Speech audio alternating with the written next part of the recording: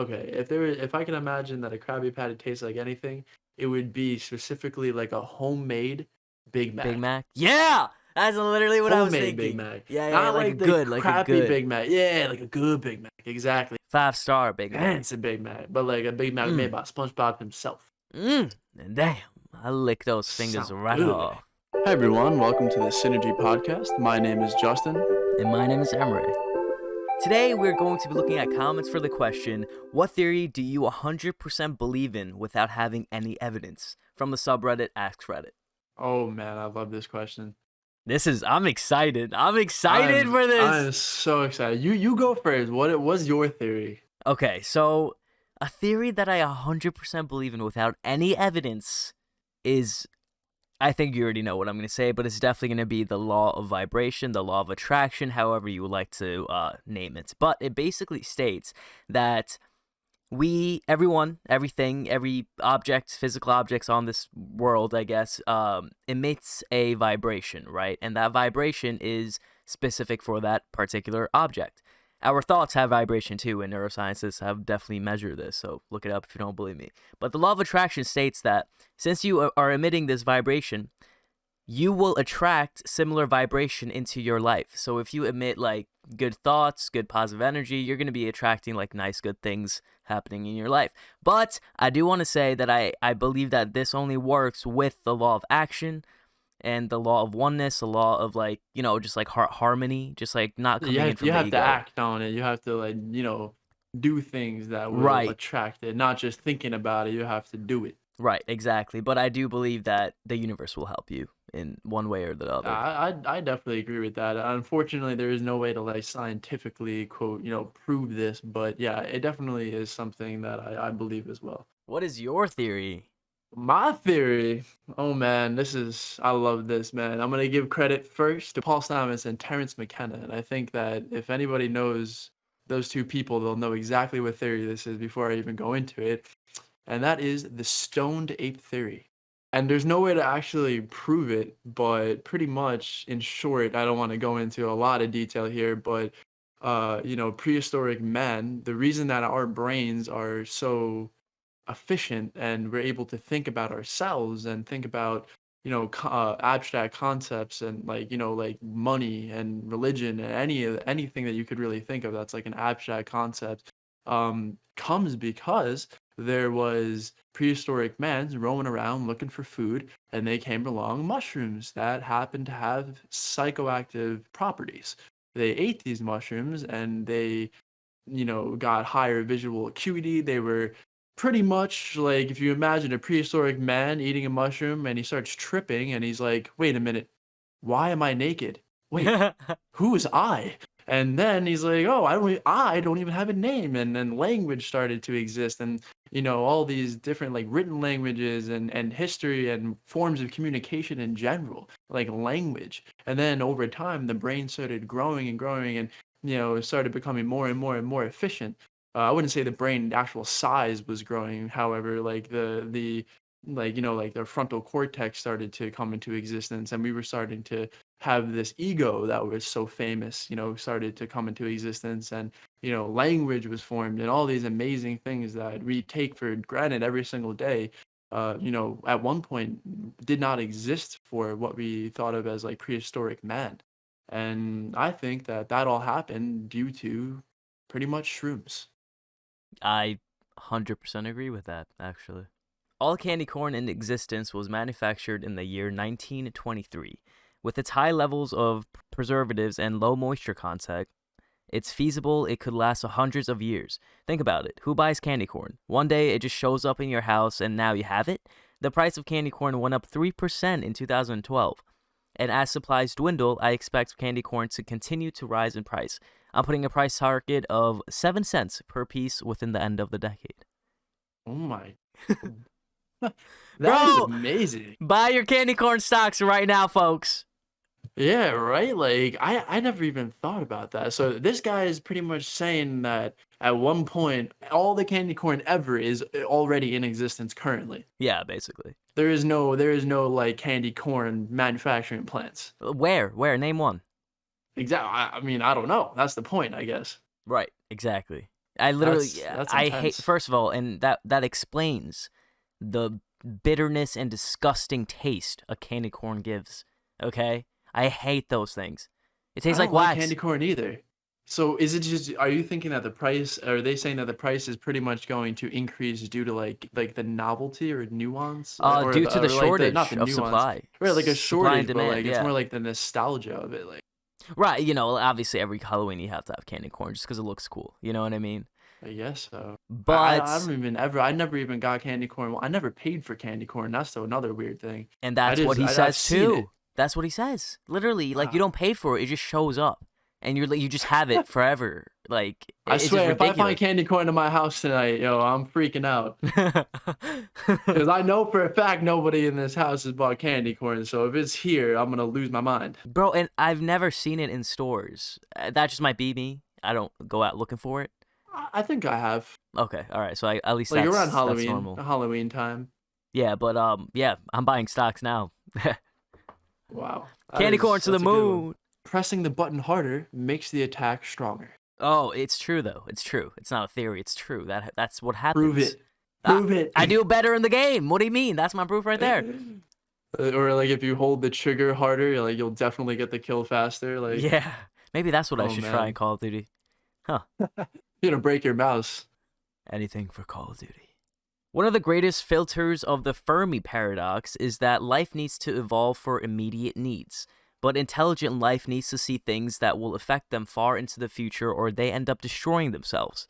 Things like global warming, unrelenting resource consumption, and pushing off problems for later generations to deal with are symptoms of not being able to assess risk/reward as a species beyond the immediate needs of now. We need this guy to run for president, I think. I was literally like, this is amazingly put, and Clearly, this person understands the risk reward concepts. dude, we're killing ourselves. Like we're literally gonna go extinct if we don't do anything Yeah, like and Elon Musk is doing. You know what I mean? exactly. We need more Elon Musks. Like, no way that he's the only person at that level of intelligence and function. Like, there's got to be other people like him. It's just like it's so hard to get to that level that a lot of those people are given unfortunate circumstances, which sucks. You see people that are in the very unfortunate circumstances and they're making incredible like inventions and stuff, and you're just like, wow. Yeah. That's amazing. Imagine if that person was given a really nice education and all a whole bunch of technology to just like play around with what they'll come up with. Yeah, dude, like, we need to nourish this thing. You know what I Exactly, mean? but Like, we don't nourish each other, and like that person said, we push these problems for the future generation, and if we just keep doing that, the problem will just keep getting worse and worse and worse like it has. This next comment, we have talked about this a lot. That all mattress stores are fronts for illegal businesses. There are thousands of them, and they're always empty. Please tell me that's not true, because I believe this wholeheartedly. No. Tell me why there's a mattress firm like every 3 miles. Like what is I'm crying because this is so true. so true. I Bro, mean, one time we did it. We we did went it. in. Right. We went in. You were there for that. You Yes. remember that. And I remember exactly what we said. We went in there, okay? We were like, okay, we're going to actually like run with this theory and like see what happens, okay? We're gonna Experimentation. go into a mattress firm. Right. And again, there was another one like 2 minutes away and another one 2 minutes away from that. So there's 3 on the same road, okay? So we go The in guy there. was shocked. The guy literally is like appalled that any customer would walk in. We go over there and he's like, "Oh, like, how may I help you, whatever." And like he's coming from the back, by the way. He's not from the store. And then Justin's like, "Oh, yeah, I just need like a pillowcase that's like kind of like good for face and face acne that doesn't really hold a lot of moisture and stuff. Like something breathable." And the guy's like, "Yeah, like we don't have that here. But like if you want to come back in about 30 minutes, I'm just unloading some stuff." Who kicks out a customer that's about to buy something to go unload stock? Unless that's some drugs or money or guns. I don't know what it is. And also, we're talking about a store full of mattresses. What is he unloading? Where Right, is he putting these mattresses? The whole How store important? is full of mattresses, full of stuff, and you're gonna tell me he's unloading? Unloading what, sir? That's what I wanted to know but refused to ask. That's what I'm saying. Like, and he escorted us out basically. Like he Yeah, walked he us pretty out much to the pushed us out the door. door. There was I think we were in there at like 5 o'clock and the store closed at like 9 p.m. I mean, Yeah, he had 4 dude. hours left of working and he forced us out the door. He was like, "Get out," pretty much. I've never like after that I was like it has to be true. That It has to be confirmed true. this theory. To me, that confirmed it more than anything else. A first-hand experience of how sketchy mattress firms really are. Seriously. Or any mattress stores, really. I mean, let's be honest. Megalodons are not extinct. They're not. True. They're not. I think that as well. They must live deep in waters, and the ocean is so vast. That's what I'm Like, you know how saying. we only have discovered like what, like 3 to 5% of the ocean and everything. Like they're probably out there. Bro, and like there's like aliens in the water, man. They're crazy looking. And that is a perfect segue into my next comment, which Is says it the really? things. Oh, it is. The things in the ocean are more likely to take over the Earth than aliens. Yo, I saw that and I was like, maybe. I'm not sure how I feel. I'm not sure how I feel.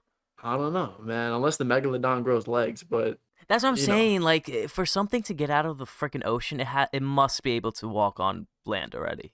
Like, you How can't did just get out of the humans, ocean. how did things with like, anything with legs at all were Well, no, I existing know, I because it know. started We in the can't. ocean? Right, we did. We come from the ocean, right? But that took so many hundreds of years for that to happen. We Hundreds, didn't that took millions, billions of years, right? exactly, But exactly. still, we don't know what's been like, Like mixing evolving. around down there. Yeah, exactly. Like there's been stuff like evolving. Like I don't know. I mean, I don't necessarily really believe this theory, but it's definitely interesting to think about.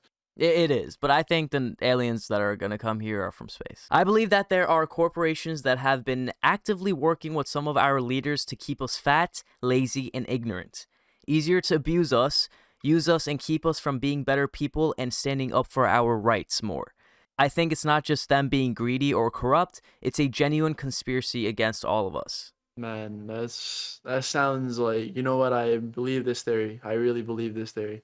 People don't get to be in the same position as them. Like they don't want other people being anywhere near the level of like riches and success that they're at, which is so disgusting in my opinion. You're talking about somebody like Jeff Bezos, right, who has literally so much money that it's unfathomable to most people to even Right. imagine having that amount of money and what that kind of power means. I mean, why not? Why not solve some of these incredibly like awful problems that exist in the world? Like why not do that? At least one celebrity or public figure, and I think it's more than that, didn't actually die. They were just rich enough to nope out of having to do shit for the rest of their life and chose to basically live normal life under a new identity like they were in witness protection. Way too many celebrities seem to die at exactly 50. That is weird. So what? They just move out of America? So I don't know if like what they're trying to say is like, well, so they say like witness protection, so they obviously change like their name and identity and everything, but if they're a celebrity then they're very easily recognizable by a lot of people, Right, that's what right? I'm saying. So my addition to this theory would be that they have enough money to get like kind of a facial reconstruction surgery, more or No less. way. So like they'll like say get their cheeks lifted and like a nose job, and they'll like get just the enough done so that they don't look like the more recognizable celebrity face that they were born with. There's definitely some celebrities out there who have really, really wanted to not be famous anymore. Yeah, no, I can see that happening for sure. I believe that when people fall asleep or animals fall asleep, they give off pheromones that make everyone around them sleepy. I don't know how to prove that or if that's like an unprovable thing. I feel like No, it you would can prove be, that. You can prove that. right? But like I know that when I am around anybody really, like even like my girlfriend, if we're like just hanging out and she's starting to get sleepy, I just within the next 20-30 minutes I also start to get sleepy. So It's I'm not true. sure if It's it's true. just because I have nothing else to do and I'm just kind of like whatever, we're both in bed and just like, in the mood to go to sleep, but I mean, and also like when you're by yourself, like, there's nothing else to base it on. So like I'll get sleepy on my own time, but like say like I normally go to bed around like 12 or 1 o'clock in the morning. If people I'm around are starting to get sleepy around like 10 o'clock and I start to go to sleep at like 10:30, that would make sense. And I definitely Bro, feel like I'd get tired. I just thought that is true, and I just thought about the reason why this might be true is because back in the day when we didn't really have shelter and we had to fend for our lives, like if one person sleeps, that means the area is safe to sleep, right? So like I think True. the whole herd would sleep then. That's a good point. That's a really good point. Aliens all use photosynthesis or chemosynthesis because it's a much more practical way of getting energy, and Earth is a weird, unique case where everything is a horrifying monster consuming other forms of life. That's why there's UFO sightings and abductions and Ooh. but they don't seem to want to talk to us. Think about it. If the whole concept of consuming other life was a completely foreign concept to you, and you run across another advanced life that were the same, and tons of other planets with lower forms of life all the same way, then one day you find Earth. It would be a level of nightmarish to them that we can't even imagine. You might be willing to fly down and study some stuff, but hell Ooh. no, or we're not talking to the weird murder machines. Bro, wait, that's so true though. Say you could use radiation to eat, it gives you energy, and that was like enough for you, or like whatever, like from the energy from the sun. And then you ran across humans who have freaking farms full of cows, a Like living creature. trapped in like That small must that spaces. it's horrifying to a lot of people, not only aliens, but it's horrifying to me. I mean, that's It why I went is. vegetarian and everything, is because once I realized all those things, I saw those documentaries. I'm one of those people who is like, that's it. I'm done. I'm done with meat. I ain't doing it no more. That's disgusting. That's horrible. And I'm not trying to shame people who eat meat. I'm just, for me personally, I was horrified enough to not want to eat it anymore, especially red meat. Oh yeah. And that makes a lot of sense, dude. I feel like they're probably they're so scared, dude. They're so scared. They're like, what the Ooh. are these things? Like if we go down there, they're Exactly. gonna eat us. If they're using That's the point. photosynthesis or chemo radiation for energy, yeah, they're better off without us. The dark matter is the remains of spent time. Like the reason why we can't actually see it or detect it is because it's not antimatter, but anti-reality. All of the universe's past stored as dark matter. That's crazy, dude. Like dark matter exists, Right, but right, it's hard to really say what it is necessarily. right. Yeah, I mean that makes sense to me, you know? Have you ever seen that movie Jump It or like Jumper? It's called Oh Jumper. yeah, yes I have. The guy teleports, That's right? a And good like one. behind Yep. him there's a scar. I feel like it might be like that. The remains of the past. Right, That's exactly. as a physical thing. And if you remember, like the scar is sort of like this thing that you can't I mean in the movie you can kind of see it, but like you can imagine that it's sort of like this clear, it's like invisible, but it exists. That's If interesting. some way we can touch it, I wonder what would happen. Or if anything would happen. Probably get to the other side. Well, based on that movie theory, but I don't want to touch it. Yeah, I guess not. I don't know. The seemingly recent increase in eczema cases and associated TV drug ads is due to some chemical in most of the major laundry detergent brands. Laundry detergent brands are so basic, like acidic basic. They're so basic that they really do Right. destroy So your if you skin. They do. right, so there's chemicals in there that are like lingering, and then you get it on your skin, and then people are getting eczema. And so they're saying like that it's like lingering on the clothes. So like say you wash your t-shirt or whatever, and like that's rubbing on your skin and whatnot, and then you're Oh, getting eczema. Like it's like after the fact. I'm not sure if I believe this one actually. Dogs are scared of vacuums because they cause an existential crisis. They see their fur and scent being removed by the vacuum and thus are terrified about the vacuums removing them too. Oh my god, dude, that's so funny.